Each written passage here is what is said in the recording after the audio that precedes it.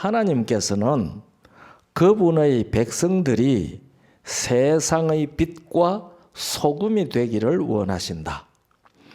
큰 숫자로 함께 모여들고 큰 교회를 구성하는 계획은 그들의 영향력을 축소시켰으며 그들의 유용성의 범위를 좁혀버렸으며 문자 그대로 등불을 말 아래 두는 격이 되었다.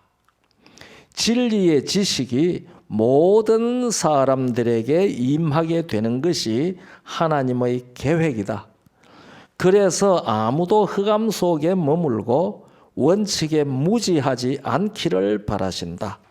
모두가 그것에 의해 시험을 받고 찬성이나 반대의 결정을 하게 되어야 하며 힘이나 세력이 별로 없는 여러 다른 지방으로부터 이주하거나 이사하여서 많은 사람의 세력을 한 지방에만 집중하려는 처사는 하나님께서 빛을 비추게 하려는 장소로부터 빛을 옮기는 것이다. 예, 교회정언 2권 633쪽에 있는 말씀입니다. 무슨 말씀인지 이해가 되세요?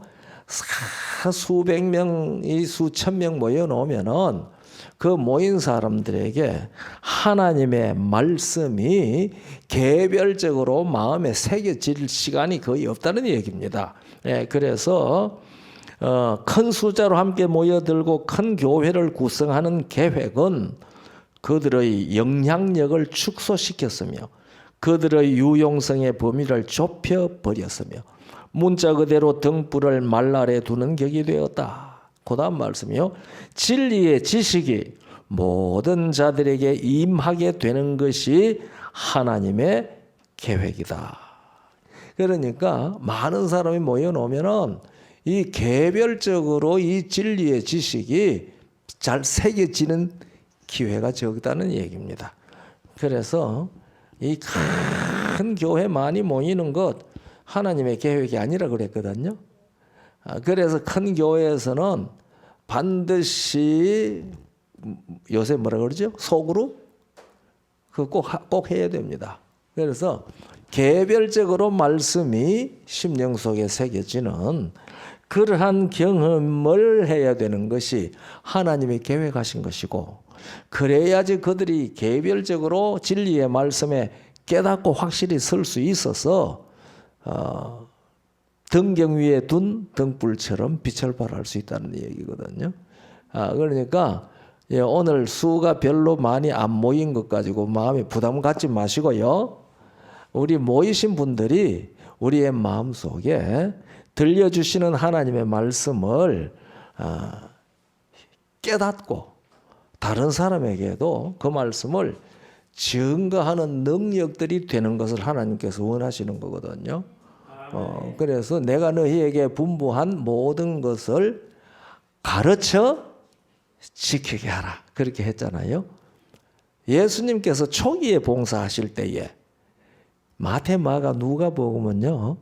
예수님께서 갈릴리에서 봉사하신 것을 주로 기록한 복음서입니다. 그리고 요한복음은 예수님께서 초기 봉사를 많이 기록을 했습니다. 예수님께서 초기 봉사하실 때에는요. 개인 접촉을 많이 하셨어요. 그래서 3장에는 누구를 만났어요? 니고데모를 만났습니다. 1대1입니다. 그렇죠? 4장에서는 누구를 만났어요? 사마리아 여자 우물가에서 1대1로 만났습니다. 그 다음에 5장에서는 누구를 만났어요? 38년 된 병자를 그것 1대1로 만났습니다. 이제 요한복음 6장부터 이제 많은 사람 만나는 얘기가 나옵니다. 그러니까 예수님께서도 초기 봉사하실 때에는 개별적인 봉사를 많이 하셨거든요. 그래서 거기 점점 소문이 나면서 갈릴리 지방으로 갔을 때는 많은 사람들이 이제 몰려서 말씀을 들었죠.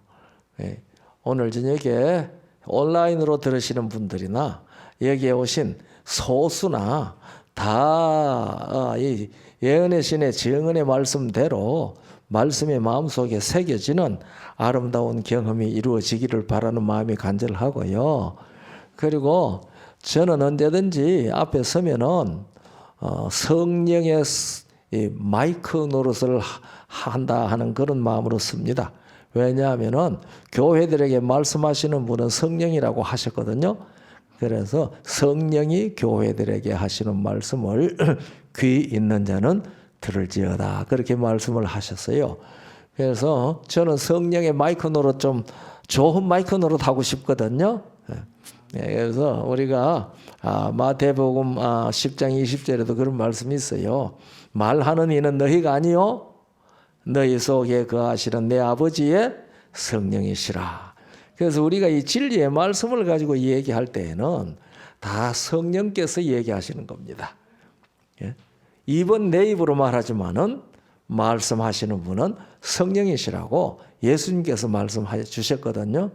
그래서 이번에 우리 정말 옷 같은 샘물이 솟는 옥천교회에서 예수를 믿는다는 게 무엇인가, 그런 제목으로 이 저녁 시간에 말씀 들으려고 하거든요. 여러분이나 제가 다 성령께서 하시는 말씀을 함께 듣기를 원하는 것이거든요. 예수를 믿는다는 게 무엇인가, 그 얘기입니다. 그리고 오늘 저녁에는 왜 꼭 예수를 믿어야 하느냐. 이 세상에 종교 많잖아요. 불교도 있고 유교도 있고 이슬람도 있고 그 외에도 힌두교고 뭐 이 세상에 종교 참 많습니다. 그런데 꼭 예수를 믿어야 돼. 우리는 꼭 예수를 믿어야만 한다 그러잖아요. 그래서 다른 종교에서는 이 기독교를 독선적이라 그럽니다. 독선적이라. 다른 종교에서는 자기 종교에만 구원이 있다 소리 안 하거든요. 그런데 이 예수를 믿는 사람들은 예수를 믿어야만 구원이 있다 그렇게 말하거든요. 왜 우리가 그렇게 말할 수 있느냐, 그 얘기입니다. 그래서 이 기독교가 너무 독선적이다 그런 생각이 들었는지 그 근래에 와가지고는, 현대에 와가지고는 기독교 안에서 소위 종교 다원주의라고 하는 것이 나왔습니다.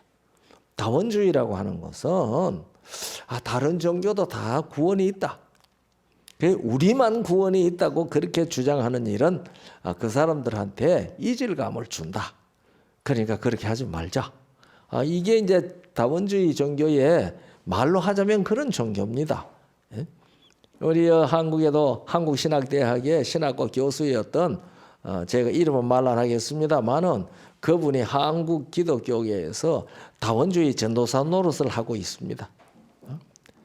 그런데 성경을 성경으로 잘 이해를 못하기 때문에 그런 주장이 나옵니다. 우리가 잘 아시는 말씀이죠. 사도행전 4장 12절에 보면은 다른 이로서는 구원을 얻을 수 없나니, 천하 인간의 구원을 얻을 만한 다른 이름을 우리에게 주신 일이 없음이니라 그랬습니다. 어떻게 구원을 얻을 만한 다른 이름, 예수 이름 외에는 다른 이름을 주신 일이 없다고 그렇게 단정적으로 말하는가? 이게 이제 사람들에게 왜 그러냐 하는 얘기를 우리가 설명해 줄 수 있어야 되잖아요. 성경에 그래서 이렇게만 말하면은 우리는 괜찮아요. 그런데 성경에 대해서 불신하는 사람들에게 성경이 그렇게 말한 이유를 성경적으로 설명해 줄 수 있어야지, 내가 왜 꼭 예수를 믿는지 그것도 스스로에게도 증명을 하고 남에게도 증거할 수가 있는 거거든요. 그래서 우리가 이 구원이라고 해요. 구원. 예수를 믿어야 구원을 얻는다. 구원이라는 게 뭔지 우리가 좀 알아야 되잖아요. 이 구원이라는 말은 이 표상이거든요. 이 언어를 표상학으로 설명하는 사람들도 있습니다. 그런데 뭐 그런 거 상관없이요. 왜냐하면 이 구원이라는 말은 우리 예수 믿는 사람들이 많이 말하는데, 이것은 우리가 예수를 믿고 구원 얻는 것만 구원이라고 말하지 않거든요. 구원이라는 거. 물에 빠져 죽어간 사람 건져내도 아이고 구원 받았다 그러잖아요. 뿐만 아니라 뭐 살림이 어려움에 처해가지고 곧 파산할 것 같았는데 어떤 사람이 와서 잘 도와줘가지고 헤어나도 아이고 내가 구원을 받았다 그런 소리 합니다. 그리고 죽을 병에 들렸다가 나은 사람도 아이고 내가 구원받았다 그러거든요. 그러니까 이 구원이라는 말을 사용하는 것은 그 범위가 엄청 넓은 겁니다. 그러면 성경이 예수를 믿어서 구원을 얻는다. 구원을 얻을 만한 다른 이름을 우리에게 주신 일이 없다고 말할 때 그 구원이 뭐냐? 이걸 우리가 알아야 되지 않겠습니까? 그래서 우리는 이 성경에 기록되어져 있는 말씀들을 그냥 우리가 일상적으로 쓰는 단어처럼 그냥 읽고 넘어가면은 성경이 말하고 있는 복음적 진리를 깊이 바르게 이해하는 일에 상당히 장애를 받을 수 있습니다. 그러니 성경이 말하는 구원이 뭔지 우리가 그걸 이해해야 되고 또 왜 꼭 구원을 받아야 하느냐? 안 받아도 괜찮지 않느냐? 이런 생각도 할 수 있지 않겠습니까? 그런데 우리가 예수라고 하는 이름이 뭔지 이름의 뜻이 무엇인지 다 아시죠? 그것은 예수라는 이름의 뜻이 기록되어 있는 것이 마태복음 1장 21절이지 않습니까? 아들을 낳으리니 이름을 예수라 하라.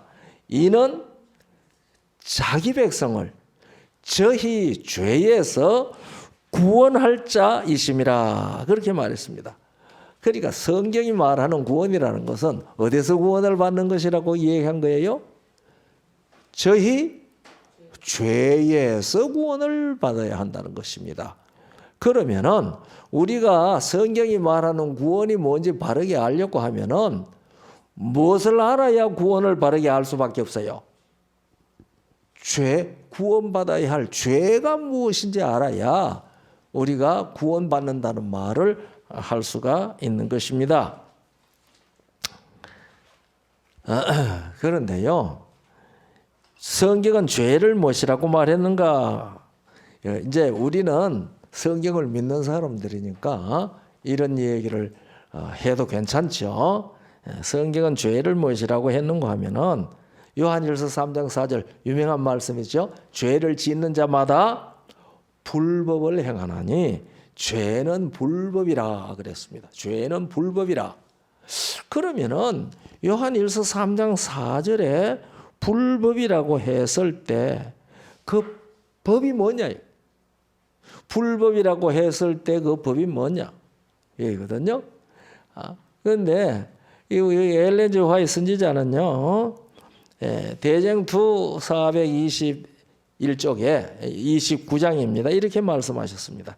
하나님의 말씀에 기록된 죄에 대한 유일한 정의는 죄는 불법이라는 말이다. 그런데 이 죄는 불법이라고 하는 말을 무슨 정의라고 그랬어요? 유일한 정의라고 그랬어요. 유일한 정의. 그러니까 성경에 기록된 죄에 대한 유일한 정의. 유일한이라는 말이 이게 이제 참 문제입니다. 그러면 우리가 성경에 보면은 죄라는 말이 이것이 죄라는 말이 여러 번 나오거든요. 다시 말하면 여기 불법이 죄라고 했지만은 또 불신이 죄라고 하는 말도 나오잖아요. 불의가 죄라는 말도 나오잖아요. 행할 줄 알고도 행하지 않는 것도 죄라는 말이 나오잖아요. 이 모든 것이 다 이 죄에 대한 일종의 정의와 설명들인데 선지자는 죄는 불법이라고 하는 것이 유일한 정의라고 그랬어요. 그래서 이게 참 어려운 겁니다. 그런데 죄가 어떻게 들어왔다고 성경이 말했죠? 한 사람으로 말미암아 들어왔다고 로마 5장 12절에 기록되어 있지 않습니까? 한 사람으로 말미암아 죄가 세상에 들어왔다 그랬거든요. 그 한 사람이 누구죠? 아담입니다. 그건 우리 다 알잖아요. 최초의 사람 아담. 그러면 아담이 있을 때에 에덴 동산에 오늘날 우리가 10계명이라고 하는 계명이 명문화되어서 있었느냐? 있었어요? 없었어요? 명문화된? 없었어요. 에덴 동산에 10계명이라고 하는 것이 나 외에 다른 신을 잊게 하지 말지니라, 우상을 만들거나 절하지 말지니라, 여호와의 이름을 망령되게 일컫지 말지니라, 안식일을 기억하여 거룩하게 지켜야 한다. 이러한 명문된 게 없잖아요. 그런데 죄는 그 한 사람으로 말미암아 들어왔는데, 그러면 죄가 불법이라고 하면은 그 아담 부부에게도 여기서 이 요한이 말한 게 아니고 우리가 일상적으로 생각하는 십계명을 범하는 것이 죄라고 하는 그 사상이, 그 생각이 에덴 동산의 아담 부부에게도 적용할 수 있느냐 하는 것이죠. 여러분 어떻게 생각하세요? 그때는 우리가 아는 대로는 뭐도 없었어요? 문자가 없었습니다. 문자가. 예? 아담이 말을 잘 했겠지만은 문자가 그때 사용했다는 문자가 없어요. 우리가 아는 성경에 그런 기록은 없어요. 이 문자는 훨씬 후에 생겼단 말입니다. 그런데 십계명 있지 않습니까? 십계명, 성경에 십계명이라는 말이 몇 번이나 나온 것 같아요? 네? 성경에 십계명이라는 말이 몇 번 나오는 것 같아요? 신약 성경에 십계명이라는 말이 있을까요? 신약 성경에. 자, 여러분들 지금 마스크가 대답하기 힘들거든요. 있으면 끄떡끄떡, 없으면 아니 도리도리 하면 돼요. 그러니까 신약 성경에 십계명이라는 말이 있습니까?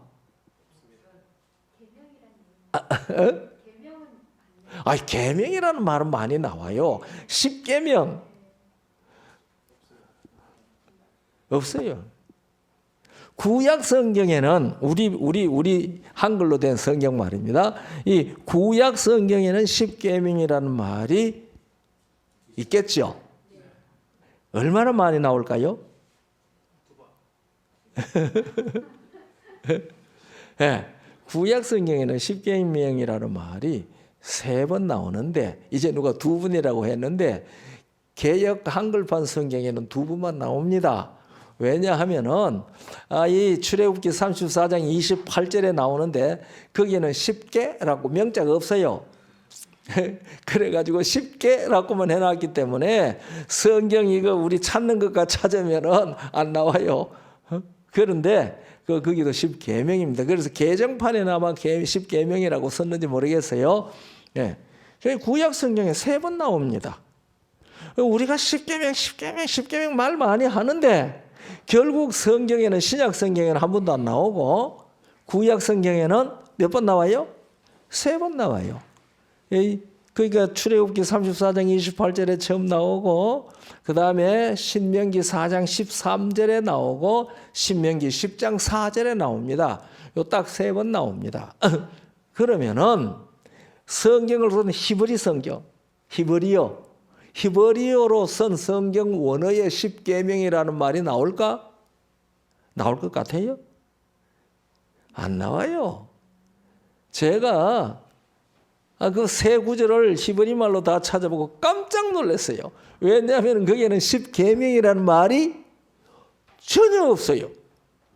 그래서 그러면 이 십계명이라는 말을 어떻게 번역을 했나?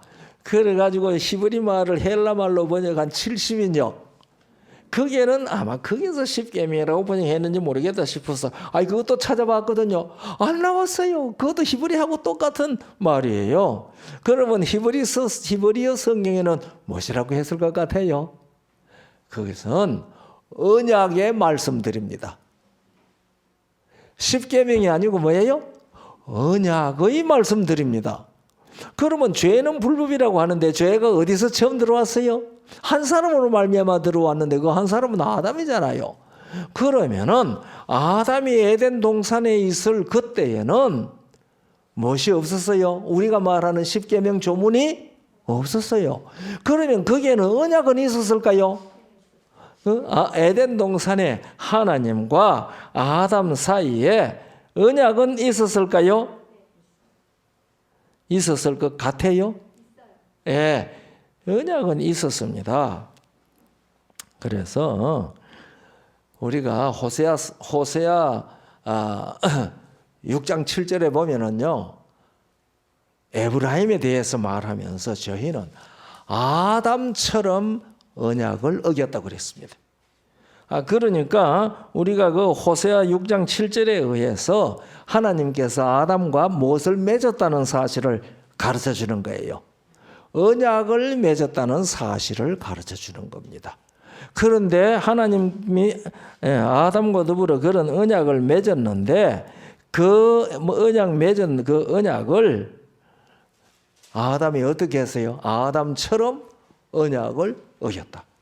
그러니까 북방이 이스라엘, 에브라임으로 대표되는 북방이 이스라엘이 하나님과 언약을 어긴 것은 누가 언약을 어긴 것 같이 어겼다는 거예요? 아담이 언약을 어긴 것과 같이 저들도 언약을 어겼다. 그런 말씀을 하신 거거든요. 그러면은 하나님께서 아담과 더불어 세우신 그 언약이 어떤 언약일까요? 이건 다 언약의 10말씀들이거든요. 이거 세 곳 다 그렇습니다. 언약의 10말씀들입니다. 그러니 오늘날 우리가 십계명 하는데 성경은 언약의 말씀들이라고 그랬어요. 그건 다른 말로 표현하면 계약 말씀이라고 할 수도 있거든요. 이 성경의 계약하고요, 우리가 말하는 계약하고요, 성경의 언약하고는 조금 성질이 달라요. 뭐냐면 계약이라고 하는 것은 영어로 컨트랙트라고 그러죠. 언약이라고 하는 것은 커버넌트라고 그러죠. 이게 이제 이 언약과 계약이 조금 다른데 이 계약이라고 하는 것은 상방이 맺는 약속입니다. 그렇죠? 상방이 맺는 약속인데 성경의 언약은 대체적으로 하나님께서 사람들에게 일방적으로 맺어주시는 언약입니다. 그래서 히브리서에는요, 이 언약이라고 하는 말이 헬라말로 디아데케인데 이 디아데케를 히브리서에는 유언이라고 번역해요. 유언. 그러니까 성경의 언약이라는 것은 성질이 뭐와 같다고? 유언과 같다고. 유언할 때에 부모님이 세상을 떠날 때 자녀들을 불러놓고 유언을 하실 때에 조건을 제시합니까? 그냥 말하는 거잖아요. 이러라 내 재산이 있는데 누구에게는 얼마를 주고 이런 거 이 얘기 하잖아요. 받든지 안 받든지 그들이 하는 거예요. 그렇죠? 저희 미국에 가면 10번 프리웨이를 타고 LA 지역에서 잘 로말린다 쪽으로 달려가면은요, 조그마한 언덕이 하나 있어요. 아직도 언덕으로 있는지 모르겠습니다. 그런데 그 아버지가 아들이 몇 형제가 있었는데 부자였어요. 그래서 그 맏아들 둘째 아들 일이 한데 재산을 다 유산을 나누어 주면서 막내 아들한테는 그 언덕 있는 산 하나를 산이 언덕 같은 산이에요. 그걸 주었어요. 다른 사람 다 자기 기업들도 나누어 주고 했는데 막내 아들한테 그 중에 막내 아들이 입이 불룩하게 나왔을 거 아니에요. 그러나 유언이에요. 그 받든지 안 받든지 심한데 나 안 합니다 하고 안 받으면 그만이잖아요. 그러잖아요.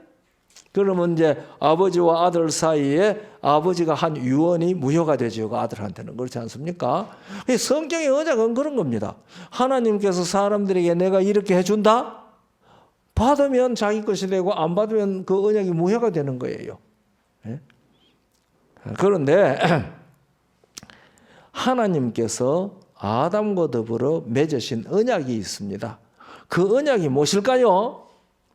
그 언약이요, 요한 1서 2장 25절을 읽어보면은요, 하나님께서 우리에게 하신 약속은 이것이니 곧 영원한 생명이라고 그랬습니다.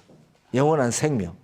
그러니 하나님께서 사람에게 언약을 맺으실 때에 하나님이 사람에게 주시는 것은 영원한 생명입니다.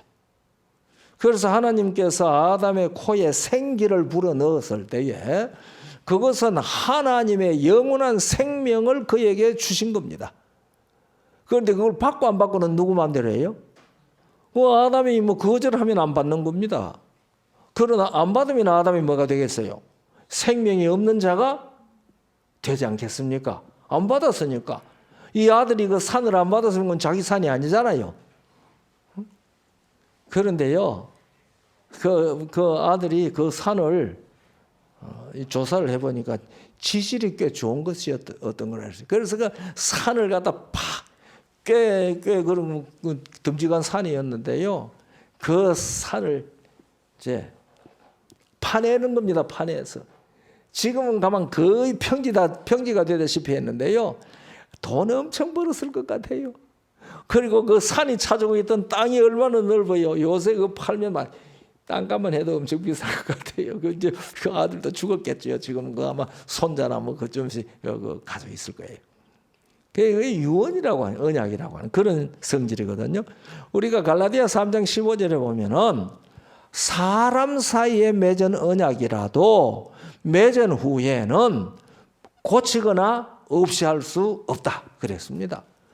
그래서 오늘날 사람들이 10계명이라고 하니까 고칠 생각들을 한 것 같아요. 10계명이라고 하니까 법조문이니까. 그런데 이것은 언약이에요. 사람 사이에 맺은 언약도 한 번 맺고 나면은 마음대로 고칠 수가 없다고 그랬습니다. 그 하나님과 사람 사이에 맺은 언약을 사람이 어떻게 고치겠습니까? 그래서 예수님께서 1.1획이라도 변할 수 없다고 말씀하신 것이 뭐 계명이라도 그럴 수밖에 없지만은 그것이 언약이기 때문에 더욱 그렇습니다. 이것이 언약입니다. 그래서 이것을 신약 성경에는 10계명이라는 말이 없잖아요. 그러면 신약 성경에는 10계명을, 구약에는 그래도 10계명이라고 3번이나 번역을 했는데 언약의 10말씀을 무엇이라고 불렀을까요? 신약 성경에서는 그 사도행전 7장 38절을 보면은요, 그게 생명의 도입니다. 생명의 도. 모세가 시내산에서 하나님께 받아서 우리에게 전한 것이 생명의 도를 전했다고 그랬습니다. 개정판에는 생명의 말씀이라고, 도를 말씀이라고 번역을 했어요. 그게 로기곤이니까 말씀이라고 해도 괜찮습니다. 그런데 저는 개역 한글판에 도가 훨씬 좋습니다. 지금 여러분들은 잘 모르시겠지만은요, 옛날에 국한문 성경이라는 게 있어요. 옛날에 선한문 성경이라고 했어요. 선한문. 조선이라고 할 때 선자서 선한문 성경이라는 게 있었는데, 거기에는 요한복음 1장 1절을 오늘 태초에 말씀이 계시니라 이렇게 번역을 하지 않았어요. 태초에 도가 유하니라. 도가 유하니라. 그렇거든요. 우리가 이제 길도자라 그러지 않습니까? 길도. 그 길도자가 말씀도자도 됩니다. 그러니까 우리가 그 길도자를 길로만 알면 다 아는 거 아니에요. 그 말씀도자도 됩니다. 그래서 태초에 도가 계시니라. 유하니라. 있을 유자에서 그렇게 번역했어요. 그러니까 생명의 도라고 하는 거, 생명의 말씀이라고 해도 됩니다. 그러나 아담과 더불어 맺었던 그 언약은 결국은 무슨 언약이겠습니까? 생명의 언약입니다. 생명의 언약.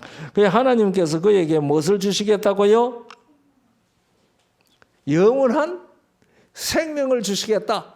그래가지고 하나님과 아담 사이에 언약을 맺었는데, 그 언약을 맺은, 우리가 언약을 계약서를 쓰잖아요. 2장 쓰지요. 갑도 가지고 을도 가지고. 그런데 하나님께서 에덴 동산에 아담과 더불어 맺으실 때에 언약을, 그때 문자가 없었어요. 그죠? 그러니까 나무로 언약을 표현한 겁니다. 그래서 언약에는 약속과 조건이 있습니다. 하나님께서 하신 약속은 뭔가 하니, 아까 말씀하신 대로 나 너에게 영생을 준다. 요한 1서 2장 25절이라고 그랬지 않습니까? 그러면 아담의 조건은 뭔가 하니, 선악을 알게 하는 나무의 실과를 먹으면은 영원한 생명을 너는 가질 수가 없다. 그래서 그 선악과 나무를 만들어 놓은 겁니다. 왜냐하면은 생명나무는 하나님이 아담에게 영원한 생명을 주신다는 약속이고요. 선악을 알게 하는 나무는 그 영원한 생명을 지키기 위해서, 유지하기 위해서 아담이 반응해야 할 조건입니다. 그래서 많은 사람들이 아이고 선악과는 왜 만들어 놨나 그런 소리들을 하는데, 선악과를 만들어 놓은 이유가 바로 언약이기 때문에 만들어 놓은 겁니다. 언약. 이해가 되시나요? 예. 그래서 왜 선악과를 만들어 놨나? 언약이기 때문에 만들어 놓은 겁니다. 언약이 아니라면 안 만들어도 돼요. 언약의 표입니다. 그러니까 생명과는 하나님께서 아담에게 해주시겠다는 약속이고, 선악을 알게 하는 나무는 그 약속을 지키겠습니다. 안 지키면 내 생명은 없어집니다. 그것을 하나님께서 이야기하신 거예요. 그런데 아까 말했던 대로 어떻게 해서요? 아담처럼 무엇을 어겼습니까? 언약을 어겼어요. 아담이 언약을 어겼어요. 그래서 선악을 알게 하는 나무의 실과를 먹음으로 하나님이 영원한 생명을 주시겠다는 사실을 거절해버린 겁니다. 이것이 뭐예요? 사망이 된 겁니다. 하나님이 영원한 생명을 주시려고 했는데 그것을 거절을 했으니까 아담에게는 뭐가 없어졌어요? 생명이 없어졌습니다. 그래서 아담을 통해서 뭐가 들어왔어요? 사망이 들어왔습니다. 그래서 한 사람으로 말미암아 죄가 세상에 들어오고, 죄로 말미암아 뭐가 왔어요? 사망이 왔나니. 그랬어요. 이와 같이 모든 사람이 죄를 범하였으므로 모든 사람에게 사망이 이르렀다고 로마서 5장 12절에 말했는데, 어떤 사람들은요, 여기 모든 사람이 죄를 범하였다 하는 이걸 갖다가 모든 사람 한 사람들이 다 각기 죄를 범했다고 그렇게 설명을 하더라고요. 많은 사람이 그렇게 설명을 해요. 그러나 여기 말은 그 말이 아닙니다. 한 사람 아담으로부터 죄가 들어와서 아담의 후손들도 몽땅 다 죄를 범한 사람이 됐다. 그 얘기를 하는 겁니다. 이 얘기는 로마 5장 18절이 그 해석을 해주고 있습니다. 한 범죄로 모든 사람이 정죄받았다고 그랬거든요. 우리 성경에는 많은 사람이라고 번역을 했는데 그거 잘못 번역한 거예요. 모든 사람입니다. 그러니까 한 범죄, 한 사람의 범죄가 아니고 한 범죄입니다. 그러니까 한 범죄는 한 사람 아담으로 말미암아 들어온 범죄거든요. 그 범죄는 그 범죄로 모든 사람이 죄인이 됐다. 정죄받았다. 죄인이 됐다. 이 말입니다. 그러니까 한 사람으로 말미암아 죄가 세상에 들어오고 죄로 말미암아 사망이 왔는데, 이와 같이 모든 사람이 죄를 지었으므로 사망이 모든 사람에게 왔다. 그래서 모든 사람들은 다 아담이 영원한 생명을 버렸으므로 말미암아 아담 안에서 다 몽땅 무엇이 없어져 버렸다. 영원한 생명이 없어졌다. 그래서 여러분이나 저는 우리 다 건강하세요? 이번에 코로나 와서도 아무 일 없이 다 건강하셨어요? 네. 그거 감사한 일입니다. 그런데 아주 건강하게 태어난 아이는 환자 아닐까요? 아이고 건강하게 태어났는데 우리 양 안 돼? 그런데 이 세상에 아담의 후손으로 태어나는, 아담의 씨로 태어나는 모든 사람들은 태어날 때부터 불치병을 가지고 태어납니다. 불치병. 그 불치병 이름이 뭐시겠어요? 병명. 불치병 병명. 네, 그게 뭔가 하면요, 죽음에 이르는 병입니다. 그래서 이 세상에 태어나는 모든 사람들은 태어날 때부터 무슨 병을 가지고 나와요? 죽음에 이르는 병을 가지고 나옵니다. 이 세상에 병들은 사람을 우리가 무엇이라고 부릅니까? 환자라고 부르죠. 그러니까 아담의 후손으로서 죽음에 이르는 병을 가지고 태어난 사람들의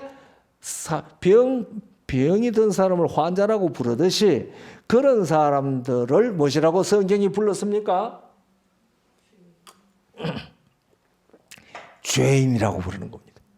그러니까 태어날 때부터 불치병, 죽음에 이르는 병을 가지고 태어나는 사람을 죄인이라 그러는 겁니다. 성경은. 그래서 금방 태어난 아이도 뭐예요? 죄인입니다. 어떤 사람처럼 갓 태어난 아이는 자기가 죄를 선택 안 해서 율법을 범하지 않았기 때문에 죄인이 아니다. 요새 그런 소리 하는 사람이 있어요. 우리 교회 안에. 그 말 거짓말입니다. 그래서 성경은 고린도전서 15장 22절에 아담 안에서 모든 사람이 죽었다. 그렇게 말한 겁니다. 그러면 이 세상에 사는 모든 사람들은요, 다 아담 안에서 죽은 사람입니다. 여러분, 아담이 선악을 알게 하는 나무의 실과를 먹기 전에는 자기가 벌거벗은 것을 알았어요, 몰랐어요? 몰랐어요. 그렇죠?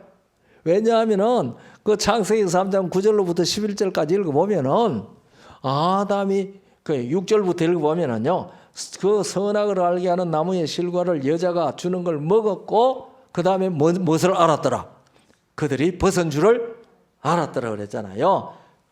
그러니까 그거 먹기 전까지는 무엇을 몰랐어요?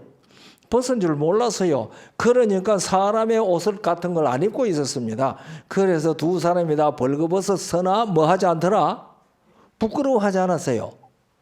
그런데 선악을 알게 하는 나무의 실과를 먹자마자 그들이 벗은 줄 알았어요. 내가 벗었으므로 두려워하여 숨었나이다. 그렇게 대답하잖아요.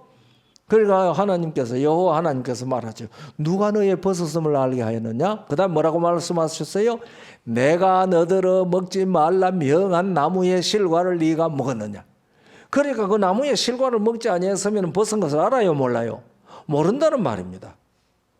누가 너에게 벗었음을 말했느냐? 내가 너에게 먹지 말라 한 나무의 실과를 네가 먹었느냐? 그러니까 벗은 줄 알게 됐다 이 말이에요. 왜 그럴까요? 우리가 요한복음 1장 4절에 보면은요, 그 안에 생명이 있었으니 이 생명은 사람들의 빛이라고 그랬어요. 하나님이 주신 영원한 생명이 아담의 몸에 있는 동안에, 아담 안에 있는 동안에 아담은 무엇으로 옷 입고 있었어요?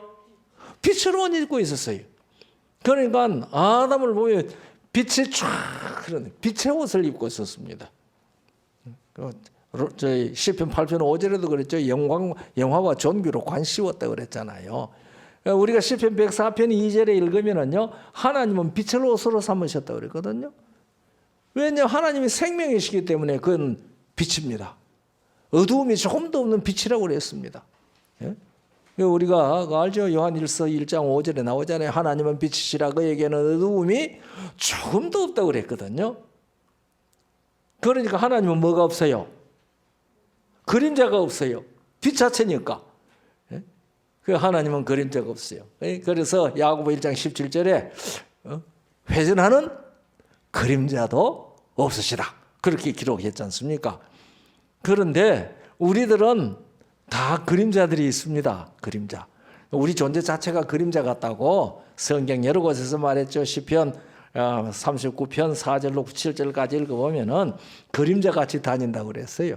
그러니까 여러분과 제가 뭐 대단한 것 같아도 뭐예요? 그림자예요. 그리고 하나님의 눈에는 다 뭐예요? 죽은 자들이에요. 산 자 하나도 없어요. 그러니까요, 이 세상에 아담의 씨로 태어난 모든 사람들은 몽땅 다 뭐예요? 죽은 자들이에요. 그러니 아담의 씨로 이 세상에 태어나는 사람은 도덕적으로 성인도 될 수 있고 의인도 될 수 있어도 그들이 무엇을 줄 수 없어요? 생명을 줄 수 없어요. 생명은 줄 수 없어요. 그래서 공자도 죽었고 석가도 죽었고 마호메트도 죽었고 소크라테스도 죽었고 다 죽었습니다. 그런데 예수님은 죽으셨는데 부활하셨습니다. 이것이 다르죠. 예? 사람들이요, 세계 4대 성인이라고 하면은 석가, 공자, 예수, 소크라테스 그렇게 말합니다. 어떤 사람들은 소크라테스 빼고 마호메트를 넣기도 해요. 3대 성인이라고 하면 석가, 공자, 예수라 그러잖아요. 그런데 석가모니는 80세에 죽었습니다. 그래서 그는 오랫동안 소위 불법을 전했어요. 공자는 73세에 죽었습니다. 그도 30대부터는 많은 제자들이 따라서 이 공자의 제자가 3,000명이나 되었다 그러잖아요. 그런데 예수님이 이 세상에 와서 공중생활 겨우 몇 년 했어요? 3년 반 했어요.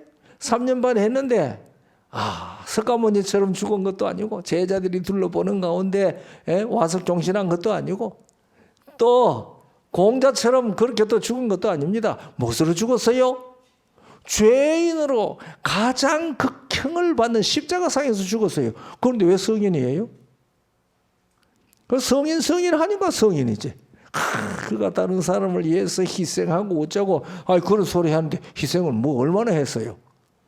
그러니까 사람들이 이 세상의 사람들이 예수님을 성인 하는데 그 성인이라고 하는 뚜렷한 이유가 없어요. 뭐 남을 위해서 대신 죽었다 이런 얘기를 하는데 그래가지고 오늘 다른 사람 살리기 위하여 자기가 죽으면은 의인이라고 해가지고 비석도 만들고 그러더라고요. 도덕적으로 보면 다 그렇죠. 그런데 예수님이 의인인 유일한 이유는 그분이 살아계시기 때문입니다. 우리 예수 믿는 사람들을 무엇이라 그럽니까? 성도라 그럽니다. 성도라는 거룩한 무리라는 말이거든요. 여러분과 우리 옥천교회 성도 여러분들 성도라 소리 부담됩니까? 감사합니까? 자랑스럽습니까? 제가 삼육대학에서 봉사할 때에 안식일하고 교사를 하라고 그래서 이제 교과 시간에 앉아서 교수님들 반에서 내가 이제 성경을 가르치는데 그날 그때 교과 총 제목은 뭔지 제가 모르겠어요. 기회가 안 나는데 그때 내가 하여튼 그 성도 얘기가 나왔어요. 그래서 내가 반생들 보고 다 교수님들이에요. 여러분들 다 성도 맞지요? 하니까 아무도 대답 안 해요. 그래서 제가 두 번째, 세 번째 또 물었어요. 성도 맞지요? 하니까 그분의 한 분이 있다가 나 성도 아니에요. 그래요? 제가 깜짝 놀랐어요. 그분은 내가 학생 때 선생님 하신 분입니다. 난 성도 아니라고 하신 그분이. 그럼 신학과 교수는 아니죠.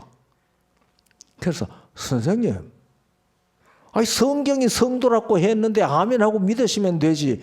왜 성도 아니라고 그러십니까? 그러니까 그 아무나 함부로 성도라 소리 하지 말라고 이러시는 거예요.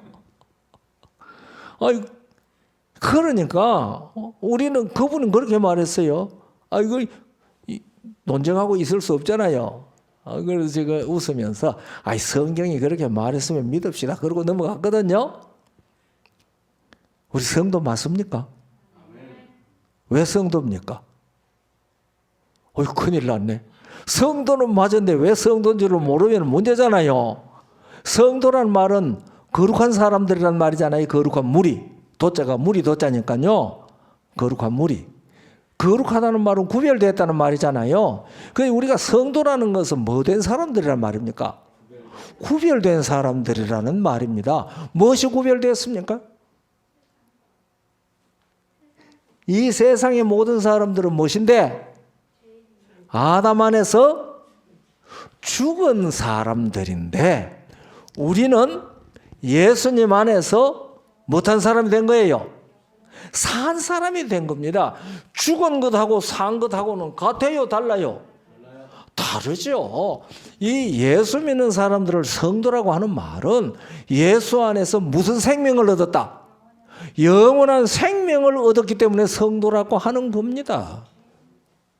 우리가 성도 하는데 왜 성도라고 하는지도 모르면 곤란하잖아요. 예? 그래서 제가 어떤 이 개신교 목사 사모님하고 앉아서 하나님을 거룩하시다고 하는데 하나님이 뭐가 거룩하냐고 물어봤어요. 그러니까 이 사모님이 멍하니 제 얼굴만 쳐다보고 있어요. 그래서 하나님은 스스로 계시는 분입니다. 예? 우리는 하나님의 피조물로 피조된 사람이지만은 하나님은 스스로 계신 분입니다. 그래서 존재 자체에 있어서 우리하고 다르기 때문에 거룩하신 분이라고 합니다. 그러니까 나는 성경에 거룩하다 해서 그냥 거룩하다고만 말했지 왜 거룩한 줄도 모르고 지금까지 거룩하다고 했다 그러더라고요. 우리도 안 그런지 모르겠습니다. 예. 그래서 예수님은 아담의 씨로 오지 않았습니다. 그래서 창세기 3장 15절에 이 세상에 뱀의 머리를, 사탄의 머리를 상하실 분은 누구의 후손으로 온다고 그랬어요? 여자의 후손으로 오는 겁니다. 여자의 후손이라는 말은 남자의 씨로 오신 분이 아니라는 말입니다. 왜냐하면 남자의 씨로 오는 사람은 아담 안에서 다 뭐가 됐어요? 다 죽은 자가 됐어요. 생명이 없어요. 다 벌거벗었어요. 그러니까 생명이 없는 자가 다른 생명 없는 자에게 생명을 줄 수 있을까요? 못 주지요. 자기가 죽었는데 어떻게 남에게 생명을 줍니까? 그래서 예수님은 이 땅에 누구에게 탄생하지 않으면 안 돼요? 누구에게? 동정녀에게 탄생하지 않으면 구주가 아닙니다. 그래서 예수님께서는 동정녀를 통하여 오신 이유가 누구 씨로 오신 분이 아니라는 거? 아담의 씨로, 다른 말로 하면 남자의 씨로 오신 분이 아니라는 사실을 이 세상이 분명히 알게 하신 겁니다. 그래서 당신 자신이 생명의 씨가 되어가지고 누구를 통하여? 성령을 통하여 동정녀에게 잉태하시고, 그래서 그분이 이 땅에 여자의 씨로 오신 겁니다. 한 분뿐입니다. 다른 이로서는 구원을 얻을 수 없나니 천하인간의 구원을 얻을 만한 다른 이름을 우리에게 주신 일이 없습니다. 요한일서 3장 4절에는 죄는 불법이라고 했지만은 요한복음 16장 8절 9절에 예수님께서는 이렇게 말씀하십니다. 그가 와서, 성령이 와서 죄에 대하여 의에 대하여 심판에 대하여 세상을 책망하시리라. 그리고 9절에 죄에 대하여라 하면 저희가 나를 믿지 아니하며 예수를 믿지 않는 것이 죄라 그랬습니다. 왜 예수 안 믿는 게 죄일까요? 그러니까 이 세상의 몽땅 모든 사람들은 다 뭐예요? 예수 안 믿는 모든 사람들은 다 뭐예요? 죄인들입니다. 죄인들입니다. 그러니까 금방 태어난 아이 예수 믿어요? 안 믿어요. 그러니까 무슨 병 가지고 태어난 거예요? 아니, 죽음에 이르는 병 가지고 태어났어요. 죄인이에요. 자기가 선택해서 계명을 지켰든지 안 지켰든지 그건 아무 상관없어요. 뭐가 없이 태어난 거예요? 생명이 없이 태어난 거예요. 영원한 생명 없이 태어난 겁니다. 그래서 죄인입니다. 이거 잘 아셔야 합니다. 이거 잘 모르면은요, 까딱 속아요. 우리 사탄은 우리를 어떻게 이 혈안이 되어서 속이려고 하는지 모릅니다. 그런데 예수 안 믿는 게 왜 죄예요? 예수를 안 믿는 게 죄라고 예수님 말씀하셨잖아요. 그런데 예수 안 믿는 게 왜 죄예요? 예수 믿거나 말거나 내가 선하게 살면 되는데 예수 안 믿는 게 왜 죄일까요? 예수를 안 믿으면 뭐가 없어? 뭐가? 생명이 없어요. 그래서 하나님이 세상을 이처럼 사랑하사 독생자를 주셨으니 이는 저를 믿는 자마다 멸망치 않고 영생을 얻게 하려 하심이라. 그래서 여러분이나 제가 예수님을 믿으면은 다 무엇을 가진 사람이에요? 영생을 가진 사람이에요. 예. 그래서 예수 안 믿는 사람은 뭐가 없어요? 영생의 생명이 없어요. 그래서 죄인입니다. 왜 그 사람들 보고 죄인이라고 하느냐? 멀쩡한데. 내가 누구를 손해 보인 일도 없는데, 누구 저주하고 욕한 일도 없는데 왜 날 보고 죄인이라고 그래? 한나는 말입니다. 어떤 자매가 날 찾아왔어요. 장로교 집사예요. 이게 왔는데 어떻게 찾아왔냐? 아유, 목사님, 나는 질문이 너무너무 많거든요. 아이고, 그래요? 질문 많은 거 참 좋은데요. 질문 많은데 왜 저한테 왔어요? 자기 친구 중에 재림교인이 하나 있대요. 그래서 자기가 성경에 대해서 질문 많다니까 김명호 목사 찾아가 보라 그러더래요. 그래서 왔대요. 그래요? 질문 많은 거 너무 좋은 건데요. 그러니까, 아이고, 나 세상에 질문 많은 거 좋다는 사람 처음 봤대요. 아니 질문이 많다는 건 알고 싶은 게 많은 건데 얼마나 좋은 거예요. 그래. 제일 알고 싶은 게 뭐예요? 왜 내가 죄인이에요? 자기는 주일마다 교회 가면 목사님이 회개하라고 그러는데 한번 살펴봐도 회개할 것도 없는데 왜 목사님이 멀쩡한 사람한테 안 놓고 자기 죄인 취급하느냐 이거예요. 기분 나쁘다 이거예요. 그래서 목사님한테 따졌대요. 목사님 왜 내가 죄인입니까? 성경에 그랬어. 뭐 성경에 그랬죠.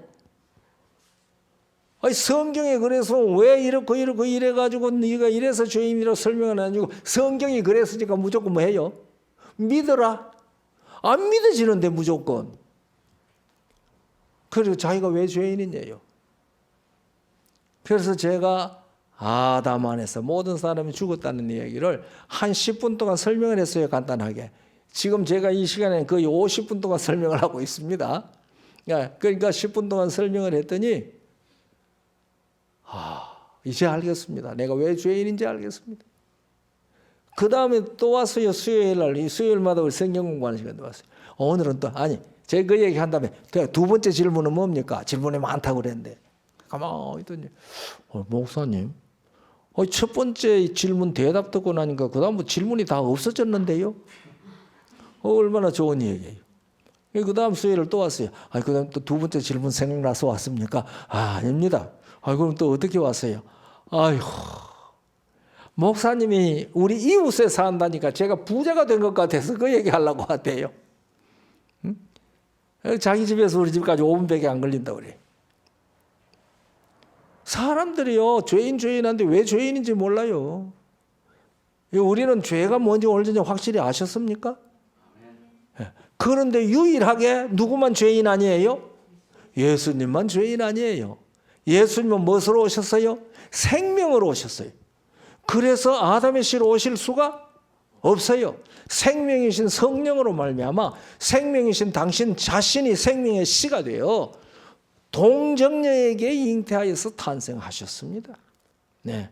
그래서 그 예수님이 우리를 아담의 죄를 사망을 처리하기 위하여 대신 죽어주실 수 있는 자격이 있는 겁니다. 왜냐하면 자기의 죄가 없으니까. 그래서 십자가에 우리를 대신하여 죄를 처리하여 사망을 처리하신 것입니다.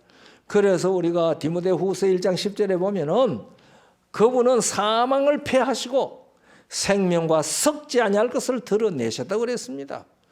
그래서 우리가 예수님을 믿으면 예수님 안에서 무엇을 얻어요? 영생을 얻어요.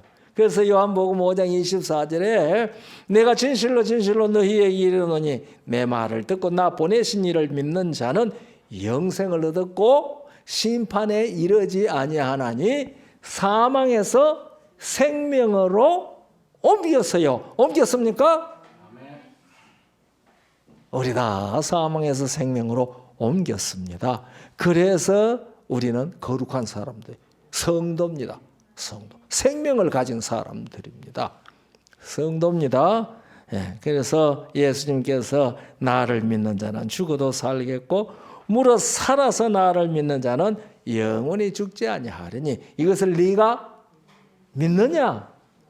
요한복음 8장 51절에 보면은 자기를 믿는 자는 영원히 죽음을 보지 않을 것이라고 그랬어요. 그러니까 오늘날 우리가 이 호흡이 끊어져서 죽는 것은 예수님이 죽었다 안 그러고 뭐라고 그래요? 잔다고 그래요. 왜냐하면 자는 사람은 일어나라 하면 일어나잖아요. 다만 사람이 깨울 수 없는 잠을 자는 거죠. 그래서 예수를 믿는 가장 기초되는 일이 무엇인가 하면 예수님의 부활입니다. 그것은 사도행전 17장 31절에 말했습니다. 이는 정하신 사람으로 하여금 천하를 공의로 심판한 날을 작정하시고 이에 저를 죽은 자 가운데서 다시 살리신 것으로 모든 사람에게 믿을 만한 증거를 주셨느니라. 그랬어요. 그러니 예수를 믿는다는 것은 무엇을 믿는다는 것입니까? 예수님의 모든 걸 믿는 것이지만 그 중에 핵심되는 게 뭐예요? 예수님께서 죽은 자 가운데서 부활하셨다는 것을 믿는 겁니다. 이거 안 믿으면요, 아무리 교회 열심히 다니고 주의 사업한다고 부지런히 해도 예수 믿는 사람 아닙니다. 그래서 그 일을 하신 분은 누구밖에 없어요? 예수님밖에 없습니다. 그래서 천하인간의 구원을 얻을 만한 다른 이름을 우리에게 주신 일이 없고, 우리가 왜 구원을 받아야 하느냐 하면은 우리는 다 아담 안에서 죽음에 이르는 병을 앓고 있는 죽은 자들이기 때문에 그렇습니다. 그래서 우리가 구원받는 것은 사망에서 생명으로 옮기는 것입니다. 아무쪼록 오늘 여기 대면 예배에 참석하신 분들이나 비대면으로 온라인으로 말씀을 들으시는 분이나 왜 우리가 구원을 받아야 하며 왜 우리가 예수님을 꼭 믿어야 하는지 이 사실을 확실히 이해하셨으면 좋겠습니다. 그리고 묻는 사람들에게 이걸 차근차근 설명해 주실 수 있으면 더 좋죠. 이런 은혜가 우리 모두에게 넘치도록 복 주시기를 간절히 바랍니다. 감사합니다.